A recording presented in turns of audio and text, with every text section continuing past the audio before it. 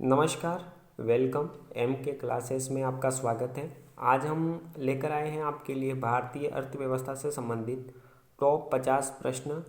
परीक्षा की दृष्टि से बहुत ही इम्पोर्टेंट क्वेश्चंस जो कि हमने सेलेक्ट किए हैं। ये क्वेश्चंस जो हैं आपके केवीएस एग्ज़ाम, आपके राजस्थान में होने वाले प्रतियोगी परीक्षाएं जैसे कि second grade, first grade, डीट exams and LDC exams और अन्य तरह के जो एग्ज़ाम्स होते हैं जिसके अंदर भारतीय अर्थव्यवस्था से संबंधित प्रश्न पूछे जाते हैं। तो आप इस क्लास को जो है अंत तक जरूर देखें और अगर आप हमारे चैनल पर नए हैं तो हमारे चैनल को आप सब्सक्राइब जरूर करें। चलिए आज की क्लास हम शुरुआत करते हैं। पहला क्वेश्चन आपका स्क्रीन पर। सकल घरेलू उत्पाद तथा शुद्ध घरेलू उत्पाद के बीच क्या अंतर होता है? बहुत ही अच्छा प्रश्न है और इस तरह के प्रश्न जो है एग्ज़ाम के अंदर पूछते हैं। हमने बहुत ही ये कह सकते हैं डीप में जाकर प्रश्न को यहाँ सेलेक्ट किया है। तो इसका जो सही आंसर है वो आपका ऑप्शन यहाँ पे सी सही होगा। ऑप्शन आपका सी, स्थिर पूंजी का उपभोग। नेक्स्ट प्रश्न है आपका स्क्रीन पर। कृषि में हरित क्रांति के जन्मदाता कौन माने जाते हैं? ये भी बहुत अच्छा प्रश्न है ना। हरित क्रांति से संबंधित प्रश्न है तो इसका जो सही ऑप्शन होगा ऑप्शन ए यानी कि नॉर्मन ई बोरलॉग सही होगा। अगला प्रश्न है आपका स्क्रीन पर। खरीफ की फसल कौन सी है? वेरी गुड प्रश्न, बहुत ही अच्छा प्रश्न है। गेहूँ, मक्का, चना, जो 4 ऑप्शन दिए हुए तो खरीफ की फसल यहाँ पे कौन सा सही होगा? ऑप्शन आपका बी सही होगा, यानी कि मक्का जो है वह खरीफ की फसल है, बाकी जो है वह रबी की फसल है। नेक्स्ट प्रश्न है, भारत में हीरे की खानें कहाँ हैं? हीरे की खानें कहाँ पर हैं? ऑप्शन आपका यहाँ पे बी सही होगा, क्योंकि हीरे की खानें कहाँ हैं? मध्य प्रदेश के अंदर सर्वाधिक है, मध्य प्रदेश के अंदर है। अगला प्रश्न है, भारत के किस राज्य में कॉफी की खेती सर्वाधिक क्षेत्रफल होती है? बिल्कुल, यह भी बहुत अच्छा प्रश्न है, कॉफी से रिलेटेड है। तो अधिकांश अगर अपन देखें तो यहाँ कर्नाटक के अंदर सबसे ज़्यादा कॉफी की खेती दिए हुए ऑप्शन के अंदर की जाती है। नेक्स्ट क्वेश्चन है अपना, भारत में कौन सा राज्य मूंगफली के उत्पादन में अग्रणी राज्य है? मूंगफली के लिए प्रश्न पूछा गया है और मूंगफली के बारे में हम जानते हैं कि गुजरात के अंदर सर्वाधिक मूंगफली का उत्पादन होता है। ऑप्शन हमारा यहाँ पे बी सही होगा। नेक्स्ट है, भारत में सर्वाधिक अभ्रक का उत्पादन कहाँ होता है? अभ्रक के बारे में पूछा गया है। तो अभ्रक अपन पहले भी आपने पढ़ा होगा। तो अभ्रक की अगर बात की जाए तो यहाँ झारखंड के अंदर जो है सबसे ज़्यादा अभ्रक क्या है यहाँ उत्पादन होता है। और हमारा ऑप्शन यहाँ पे कौन सा सही होगा? Option B. अगला प्रश्न है आपका, भारत में पहली बार विनिवेश आयोग की स्थापना कब की गई थी? इसके अंदर जो है बहुत ही कह सकते हैं डीप में प्रश्न है। अगस्त के मैंने 3 ऑप्शन डाले हैं ताकि अपन को ऐसा पता चले कि एग्ज़ाम के अंदर प्रश्न पूछे जाए तो हम कंफ्यूज न हो। यहाँ पे आपका जो ऑप्शन है वो ऑप्शन सी सही होगा। अगस्त 1994 के अंदर, है ना, कब हुए स्थापना की गई थी? अगस्त 1994 के अंदर, यानी कि ऑप्शन जो है आपका क्या होगा? सी करेक्ट होगा। अगला प्रश्न है आपका स्क्रीन पर, प्रत्यक्ष करों में से किस कर से सरकार को अधिक राजस्व की प्राप्ति होती है? राजस्व की जो है सबसे ज़्यादा अधिक राजस्व जो प्राप्त होता है वह निगम कर से होता है। किससे होता है? निगम कर से। आपका जो हमारा ऑप्शन है ए ऑप्शन जो क्या होगा? राइट होगा। अगला प्रश्न है, महारत्न का दर्जा प्राप्त कंपनियों की कुल संख्या कितनी है? महारत्न से संबंधित प्रश्न पूछा है तो इसकी जो संख्या है वह है 8। ऑप्शन आपका जो है यहाँ पे डी क्या होगा? करेक्ट ऑप्शन होगा। अगला है, ऑपरेशन फ्लड कार्यक्रम का प्रारंभ कब हुआ था? बहुत अच्छा प्रश्न है और इस तरह के प्रश्न जो है एग्ज़ाम के अंदर पूछे जाते हैं और ये भी एग्ज़ाम के अंदर हाल ही के अंदर पूछा गया है। तो आपका यहाँ पे ऑप्शन जो है हमारे दिए हुए ऑप्शन के अंदर option B is correct option होगा। 1970 के अंदर प्रारंभ हुआ था। नेक्स्ट क्वेश्चन है, स्थिर कीमतों की तुलना में चालू कीमतों पर राष्ट्रीय आय क्यों अधिक होती है? बहुत अच्छा प्रश्न है। जो स्थिर कीमतें हैं उसकी तुलना में जो चालू कीमतें होती हैं उसकी क्या कहते हैं, राष्ट्रीय आय अधिक क्यों होती है, यह प्रश्न पूछ रहा है। क्योंकि यहाँ पे जो हमारा ऑप्शन है बी सही होगा, क्योंकि कीमतों में वृद्धि उत्पादन में वृद्धि से क्या होती है, अधिक होती है। तो ऑप्शन हमारा बी क्या होगा, राइट होगा। ठीक है, इस वजह से होती है। नेक्स्ट क्वेश्चन है, नीति आयोग के सदस्यों की संख्या कितनी होती है। नीति आयोग के सदस्यों की संख्या कितनी होती है, प्रश्न नंबर 13। यहाँ पे देखिए नीति आयोग की बात की जा रही है और नीति आयोग के सदस्य, तो सदस्यों को कौन बनाता है, तो सदस्यों को कौन बनाता है, सरकार बनाती है। तो अब यहाँ बात आती है कि कितने सदस्य होते हैं। तो यहाँ सदस्य जो है यह सरकार की इच्छा पर निर्भर करता है कि कितने होते हैं, क्योंकि यहाँ जो है सरकार की इच्छा अनुसार परिवर्तन होता रहता है। तो हमारा यहाँ पे ऑप्शन क्या होगा सही, डी ऑप्शन क्या होगा, सही होगा। नेक्स्ट क्वेश्चन है हमारा, प्रधानमंत्री जन धन योजना किसके लिए प्रारंभ की गई है। जन धन योजना से संबंधित प्रश्न है और इसका जो हमारा दिए गए जो ऑप्शन है उसके अंदर मैंने बहुत अच्छे लिए हैं। तो इसके अंदर जो सही हमारा ऑप्शन होगा वो ऑप्शन यहाँ सी होगा, क्योंकि देश में वित्तीय समावेशन यानी कि फाइनेंशियल इंक्लूजन को प्रोत्साहित करने के लिए प्रधानमंत्री जन धन योजना प्रारंभ की गई है।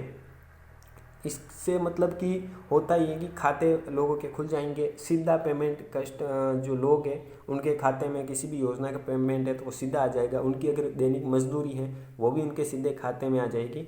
तो वित्तीय समावेश यानी कि फाइनेंशियल मजबूती के लिए, ये प्रोत्साहन बढ़ाने के लिए इसकी शुरुआत की गई, प्रारंभ किया गया था। नेक्स्ट क्वेश्चन है, बाल श्रम उन्मूलन योजना किसका अंग है। बाल उन्मूलन की बात की गई है, तो ये प्रधानमंत्री की रोजगार योजना से है, क्या रोजगार बीमा योजना से है, क्या शहरी निर्धनता निवारण योजना से है। बिल्कुल राइट, बाल श्रम उन्मूलन जो योजना है वो ये तीनों कल्याणकारी योजनाओं का हिस्सा है। नेक्स्ट प्रश्न है आपका स्क्रीन पर, केंद्र सरकार को भारतीय रिजर्व बैंक की शुद्ध शाख में वृद्धि किस प्रकार के बजट घाटे को प्रदर्शित करती हैं। 16 नंबर प्रश्न के अंदर ऑप्शन हमारा बी सही होगा, राजस्व घाटे को। किसको, राजस्व घाटे को। अगला प्रश्न है, देश भर में वस्तु एवं सेवा कर जीएसटी कब लागू किया था। जीएसटी के बारे में प्रश्न है। जीएसटी को हम सब जानते हैं कि 1 जुलाई 2017 के अंदर जो है जीएसटी संपूर्ण देश में लागू किया गया था। अगला प्रश्न है हमारा, औद्योगिक क्रांति सर्वप्रथम किस देश में हुई थी। औद्योगिक क्रांति से संबंधित प्रश्न है और औद्योगिक क्रांति जो है सबसे पहले इंग्लैंड के अंदर प्रारंभ हुई थी। हमारा जो ऑप्शन है सी राइट होगा। अगला प्रश्न है, भारत में भूमि क्षेत्र का कितना भाग वन से आच्छादित है। वन से संबंधित प्रश्न है, ऑप्शन हमारा जो है यहाँ पे ए सही होगा।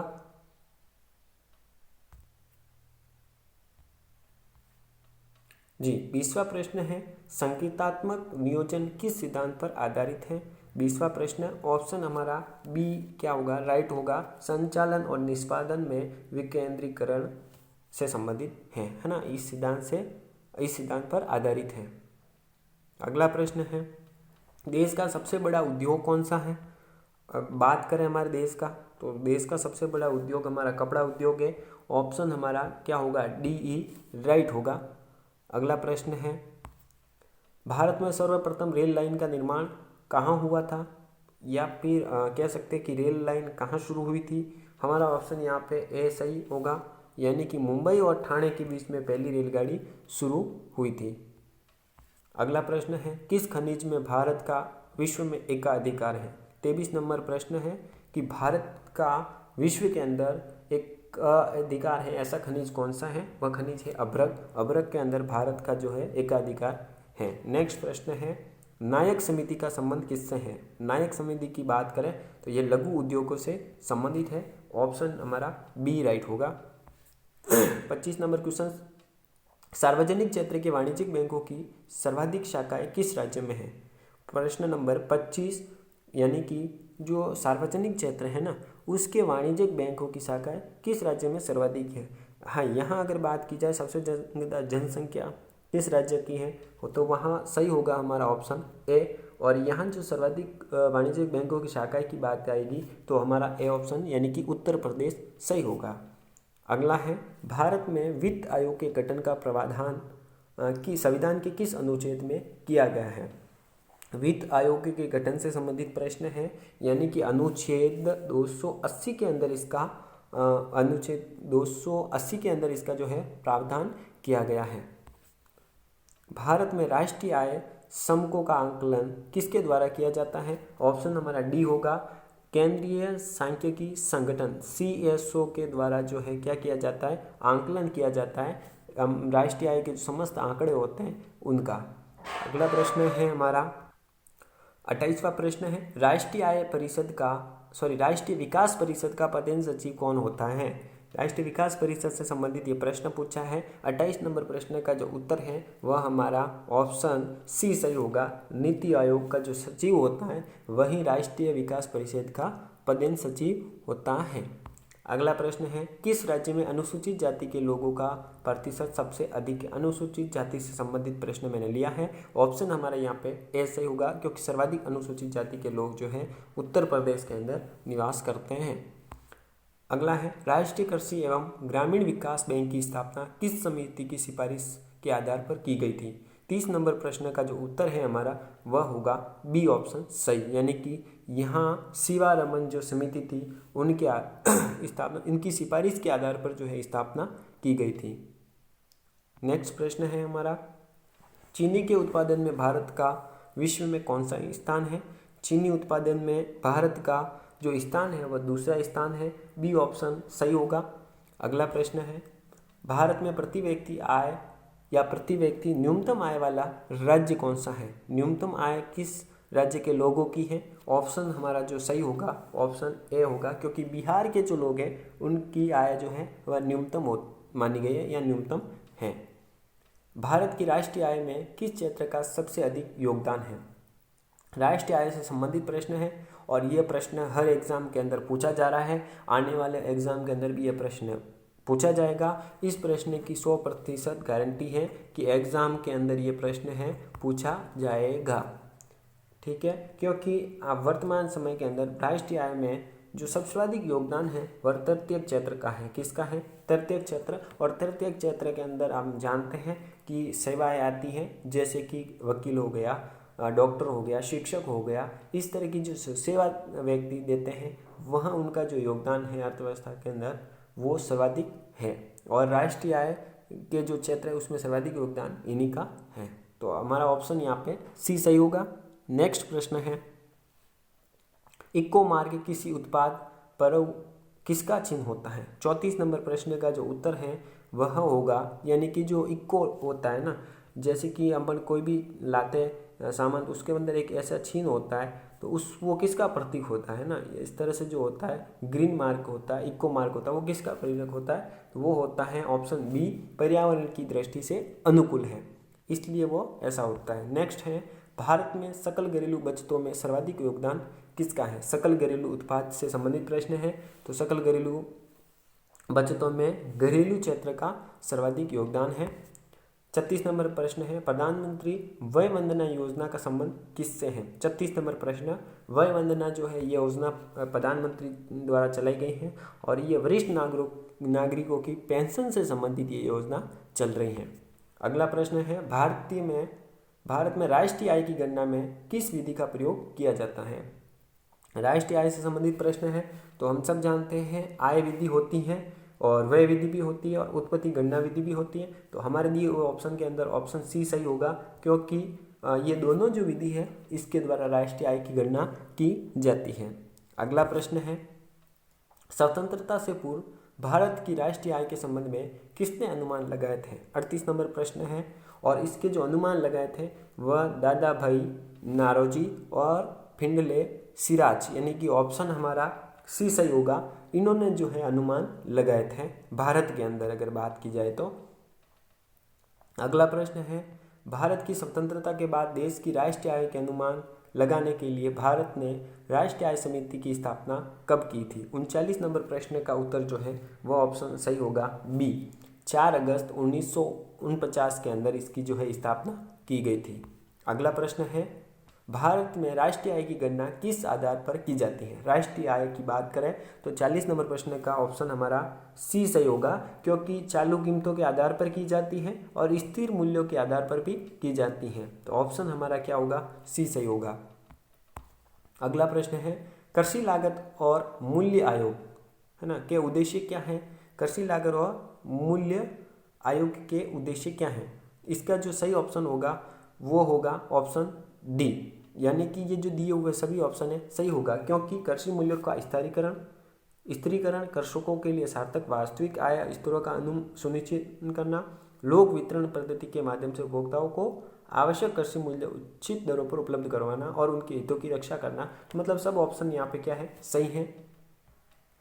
नेक्स्ट प्रश्न है, साप्टा दक्षिण राष्ट्रों के मध्य किस विषय में संबंधित है? साप्टा के बारे में प्रश्न पूछा गया है और साप्टा के बारे में अगर बात करें तो ये व्यापार से संबंधित है, तो हमारा ऑप्शन यहाँ पे बी सही होगा। साप्टा जो है संबंधित है तो वो व्यापार से संबंधित है, आपको ये याद रखना है। अगला है, maastricht संधि का मुख्य उद्देश्य क्या है? संधि के बारे में, maastricht संधि के बारे में पूछा गया है, तो इसका जो सही होगा, यूरोप का एक एकीकरण जो हुआ था उससे संबंधित ये संधि हुई थी। नेक्स्ट प्रश्न है, सार्वजनिक क्षेत्र बैंकों के अध्यक्षों का चयन कौन करता है? सार्वजनिक क्षेत्र के जो बैंक होते हैं उसके अध्यक्ष का चयन कौन करता है? तो उसका जो चयन करता है बैंक बोर्ड ब्यूरो, ये अध्यक्षों का चयन करता है। नेक्स्ट प्रश्न है, बाल श्रम उन्मूलन योजना का संबंध किससे है? 45 नंबर प्रश्न है और इसका जो सही है, खतरनाक जो उद्योग है जहाँ पे क्या है बाल श्रम क्या है, जो श्रमिक है उनको श्रम पे लगाना वहाँ पे निषेध है, तो ऐसे खतरनाक उद्योगों में लगे बाल श्रमिकों से जिनको वहाँ से छुड़ाना, ये इस योजना का संबंध है, इस योजना से संबंधित है। नेक्स्ट प्रश्न है, वर्तमान थोक मूल्य सूचकांक किसकी अध्यक्षता वाले वर्ग ने बनाया था? 46 नंबर प्रश्न है और इसकी जो सही उत्तर है वह है डॉक्टर सी रंगराजन। इन्होंने जो है वर्तमान में थोक मूल्य सूचकांक है ना, थोक मूल्य सूचकांक वर्ग बनाया था। नेक्स्ट प्रश्न है, भारत में मान्यता प्राप्त शेयर बाजारों की संख्या कितनी है? शेयर बाजार से संबंधित हमने प्रश्न लिया है और इसकी जो संख्या है वर्तमान में यह 23 है, 23 प्लस है। नेक्स्ट प्रश्न है, भारतीय प्रतिभूति एवं विनिमय बोर्ड की स्थापना कब की गई थी? 48 नंबर प्रश्न, बहुत अच्छा प्रश्न है और इसकी जो स्थापना की गई थी ऑप्शन हमारा सी सही होगा, 1988 के अंदर इसकी बोर्ड की स्थापना की गई थी। अगला प्रश्न है, भारत में हरित क्रांति किस मामले में सर्वाधिक सफल रही है? हरित क्रांति, भारत में हरित क्रांति जो है वो सर्वाधिक सफल रही है।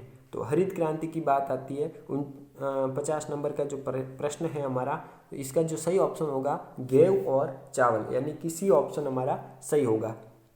आज का जो लास्ट प्रश्न है वह है आर्थिक नियोजन किसका विषय है? आर्थिक नियोजन के बारे में पूछा गया है, जो कि सही ऑप्शन हमारा सी होगा समवर्ती सूची में। अगर आपको इस प्रश्न के अंदर कोई डाउटफुल लग रहा है तो आप कमेंट करके आप जरूर बता सकते हैं, हम उसके और अधिक ध्यान से उसको सर्च करेंगे, क्योंकि इसका जो ऑप्शन हमने देखा है वो ऑप्शन सी सही हो रहा है समवर्ती सूची से। आपका जो भी राय है वो आप कमेंट के अंदर जरूर करके हमें बताएं। आज की क्लास जो है हम यही समाप्त करेंगे और आज हमारे 50 प्रश्नों का जो पूरा टारगेट था वो पूरा हुआ और मैंने पहले आपको जो कमिटमेंट किया था वो आज पूरा हुआ, यानी कि हमने भारतीय अर्थव्यवस्था से संबंधित 50 प्रश्न जो आपके एग्ज़ाम की दृष्टि से बहुत महत्वपूर्ण हैं उन्हें आज आपके यहाँ समक्ष इस हमारे चैनल के माध्यम से करवाया है। और मुझे आशा है कि आपने पूरी क्लास शुरू से लगाकर अंत तक जरूर देखी होगी, और अगर आपने ये क्लास देखी है तो आप लाइक शेयर जरूर करके बताएं और कमेंट जरूर करके बताएं कि आपको ये क्लास कैसी लगी, ताकि हम आने वाले जो वीडियोस हैं उस पर और अपडेट कर सकें, अच्छे से वीडियो को मर्ज करके डाल सकते हैं। आने वाले समय के अंदर एक क्लास और हम इकोनॉमिक्स की बहुत तगड़ी लाने वाले हैं, जो कि वित्तीय समावेश या बैंकों से संबंधित होगी, तो उस क्लास के लिए आप तैयारी रहें। वो क्लास हमारी चल रही है प्रोसेसिंग में, बहुत जल्दी आने वाली है।